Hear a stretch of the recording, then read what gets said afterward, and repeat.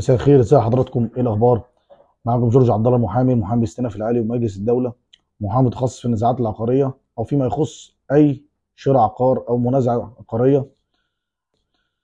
فكنت عايز اوضح لكم حاجه. ان شاء الله انا هعمل لكم حلقات ان شاء الله ازاي تشتري عقار، وخاصه في المدن الجديده وبالاخص في التجمع الخامس. انت النهارده وانت بتشتري عقار سواء في المدن الجديده او في التجمع الخامس، في ناس كتير جدا بتبقى ما عندهاش درايه بالاوراق القانونيه المطلوبه، ما عندهاش درايه ازاي طريقه الشراء اساسا.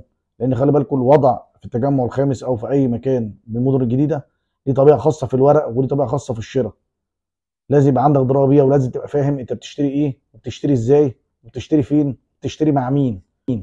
كل الكلام ده بيختلف، لان ساعات بنسمع ان في مشاكل حصلت، مشاكل عقارات او مثلا شركات ما سلمتش، او شركات اتاخرت في التسليم، او شركات ما سلمتش اللي كانت بتتفق عليه في العقد. كل الكلام ده هنتكلم فيه تفصيلي ان شاء الله على مدى الحلقات اللي جايه ان شاء الله. ودي بس مقدمه صغيره.